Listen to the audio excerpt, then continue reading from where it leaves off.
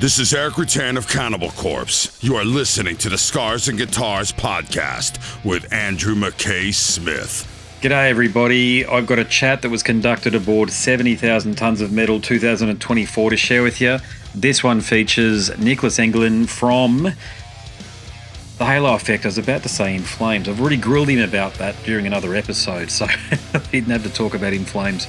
I don't think at all through this chat. Maybe it was mentioned once or twice, but whatever. Of course, the discussion centres on the experience on 70,000 Tons of Metal, but we broaden it to talk about what's going on in Niclas's world, the Halo Effect, etc. So here he is, Niclas Engelin. What are your impressions of the boat so far? I love it. It's such a great community. I love the whole, as we spoke about earlier, the community of metal, just having fun, and the love for the music itself, and just bring on your black t-shirt and you're in. Just go for it. Did it surprise you? When I say surprise you, your tour, the land-based tour, sold out very quickly, and I know a lot of people wanted to participate in the sea lion snorkeling excursion. There you go. Did you know about that? It was sold out very early? No, I didn't know, but that must be because of the mighty Sodom was going with us. It was really fun when we got Sodom is going with us, because we're a huge fan of Sodom since the 80s. So it's like, yes, this will be great. Your Brisbane show in November was outstanding. I was in the audience, okay. Yeah. Was that show in particular special on the Australian tour, or has things got to a point where each show in itself, you're just ticking along like a clock? I have to say it's ticking on like a clock, because now we've done so many shows on this album, for this album, and we have played these songs, so we kind of know the songs by now. Yeah.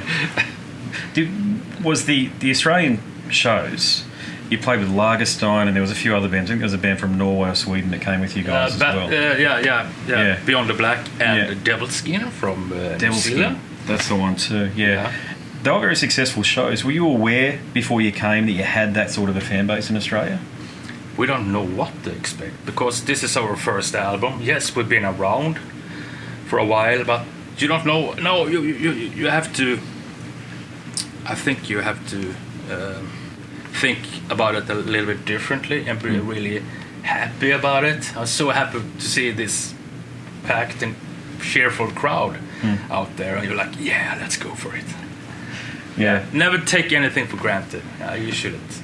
I got to say, I didn't notice any difference in terms of the professionalism in performance to what I saw last night to the Brisbane show. I know you've been doing this for decades, but it takes a long time for the cohesion, generally speaking, to kick in. With the Halo Effect, as I say, I know you guys are all veterans and you guys have been there and done that. You know, you've got Gardenian and you've got these great bands that you've been a part of. But did the cohesion, the key word there, did the cohesion with the Halo Effect, in particular, with, when I say two new members, again, one of them's a veteran, the other one's fairly new to the scene, I'm talking about Anton. Yes. But was that element of it, did you have to effort the cohesion?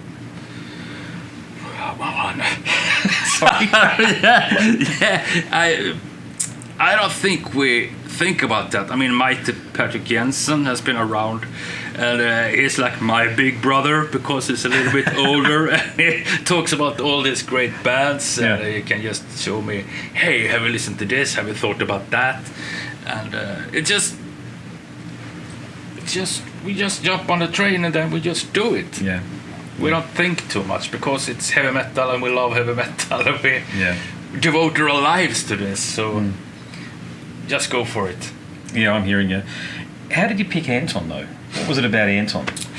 Anton is a very, very good drummer and a very, very nice dude, and he is the drum tech for Daniel, so it felt kind of natural, and he lives in the Gothenburg area. Okay. He's a little bit younger than us dinosaurs, so he comes from another angle. It's not Celtic Frost or Creator it's all or metalcore or whatever. It's more it's As I Lay Dying and those sort of bands. I thought, or Black Dahlia Murder, probably more to the point. Kind of a little bit, but he's heavily into AOR kind of music. Really? Toto and such. So okay. he That's knows interesting. his shit. That's you don't see a lot of crossover between AOR stuff like Journey and even though they're great bands. Yeah, great bands. Kansas, they're all killer bands, right? Yeah. But the application of what they do there is very different to what you guys need. It is. That's his diversity of just he can play whatever. Days of the Lost, killer album. It's been out now, what, 2 years? I think it is. Yeah, a little bit less. Yeah. But it's established itself. It's now become part of the pantheon of like great Swedish music, great Swedish metal, which is really saying something. Thank you so much. You got new material. I understand it's Yes. it's ready to be mixed, or it has been mixed. We played two songs yesterday, which is new. We did in Australia and New Zealand as well. Oh, great! Thank you. And we have recorded new songs for a new album that we will finalize as soon as we get home from this cruise. We'll jump into the studio and little tweaking here and there. Yeah. And I think we can see a new album coming out at the end of this year. Something like that. And that means more touring, so the cycle doesn't stop. No. It goes like this. Yeah. Of course. Yeah. What about Michael made some comments last night, and I think he made similar comments on stage in Brisbane. He said, "We're here to bring you old school." No, he didn't say old school. I think Gothenburg death metal. Are you ready for Gothenburg death metal, Gothenburg metal? Yeah. And he said something around the lines of, and I'm paraphrasing, "We started when we were kids, and we've taken it full circle." Yeah. Okay. Does it feel the same for you? Yeah. Totally. We had this place in Gothenburg when we started out in 89, 90 called Valvet, the Vault. It was a small venue, but they were really cool venue because that was where you did from the youth centers and then into play an actual cool club in the city of Gothenburg from the suburbs. That was a huge step for us. And I was in a band called Sarcasm, and we have hits like Snail Death. Snail Death. As you do. Yeah. That's what happens though when you're that age, right? You know? Yeah. Bitten by a spider and something like that. You know? Yeah. So we happened to be at the same show, at the same gig, but the name were Septic Broiler back then. Okay. Michael pre Dr. Quilty, and that was fun. Yeah. And I think they changed the name at that very night. Yeah. When there was, we're gonna name us Dr. Quilty. Did you? I've spoken to so many of you in that Gothenburg scene, and I haven't asked you this question. I've asked a few others the same question, but I'm going to ask you now. When you were starting out, 16, 17, 18, 19, the world was very different back then, 25, 30 years ago than what it is right now. Was it even a hint that it could be possible that the road would lead up to right at this point you're at now, where you've been in all these great bands and Not a chance. Damn. As I said, I was in this band Sarcasm, and those guys were maybe 2 years older than me. And for them, it was all about party, having tons of fun, listening to Morbid Angel, Sepultura, and Sodom, of course, and just having a blast. We were rehearsing like 4 times a week and then play some shows. So we were more about, it was a social thing for us because we were such a good friends, and we just, that's when you got to learn how to play guitar and this kind of genre and style. It was a healthy competition between me and Christer, the other guitar player, because he was always trying to outdo each other. I got this riff, and I can do this. And then you build songs about that. So, no, we didn't think about it. And Dr. Quilty at the Gates and those bands, they had a vision, they had a goal. Like, we want to get signed, we want to do this. But we were all about the party. And Snail Death! Come on, you got to resurrect that song, on the new Halo Effect live shows or something like that. Just do an amalgam of it or something like that. Yeah. We wrote this then, and here it is. Maybe not on the album, but you know what I mean. Yeah. That's a side thing. Talking about everything old is new again. I spoke to you about this when we last had a chat, but a Gardenian reunion. Is that even possible? We did actually, like 10 years ago, 12 years ago, we did a show. It was really, really fun. No, if that happened, that would be cool to do something, of course. Maybe I should talk to Jim Shell, to see what he's up to. Well, the thing is these days, so you got Agent Orange being played by Sodom. So an album that came out 40 years ago or thereabouts. Amazing album. Great album, but the thing is, this is all part of our youth. So in the mid-90s, of course I'm talking about the mid-90s with Gardenian. Yeah. but there's a nostalgia factor there, and there's a demand there for it too. So I'm really surprised the promoter hasn't actually hit you up, especially for something like this. You know, you're already with Halo Effect. You might as well do a Gardenian thing as well. Yeah. You know, Totally. Yeah, let's see. I need to speak to Jim. Yeah.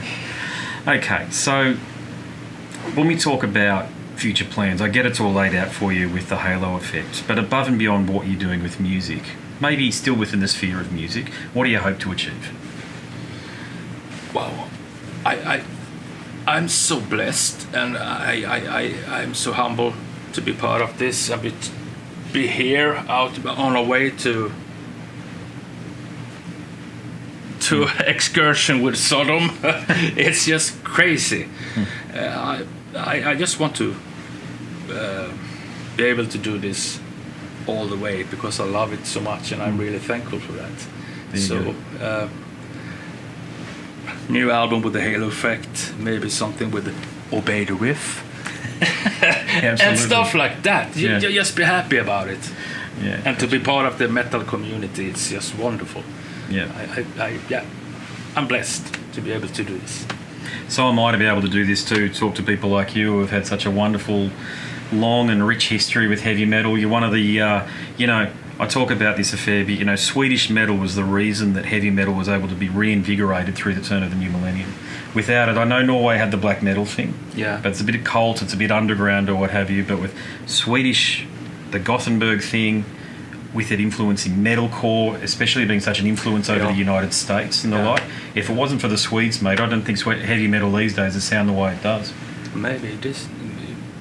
I don't know. We, as I said previously, we didn't think about that because we just wanted to play music and for the love of heavy metal. And then all of a sudden, we get signed, we release albums, and then we started to do interviews, shows, and stuff like that. And then all of a sudden, damn, you have to kind of stop. Wow, what happened? Wow, this happened. But I don't know whether this is the case or not, but my perception is that the Swedish music industry doesn't recognise the heavy metal musicians' contribution to popularising Swedish music, because it is a Swedish artefact, that type of death metal that you guys crafted. It didn't come from anywhere else in the world. You guys brought it to the rest of the world. Yeah. Wow, you're putting words to Australia. We're famous for all of the maniacs like Slaughterlord and Sadistic Execution and stuff, which I know had a big influence. Carnival. Carnival. There you go. Yeah. I think they're still around. The Butterfly Effect. They're definitely still around. They're Brisbane lads. There you go. From my part of the world. They're just. I saw them on the festival on that tour we did. It was great. Oh, is that right? Oh, you went to that one, did you? Yeah, okay. that was good. Yeah, Clint. Yeah, Clint's a great singer, and the guys, I can't remember the guitarist's name now, but when they came out, they introduced something that was fairly new. Was it them? Dead Letter Circus, Carnival, if you like that stuff. Yeah.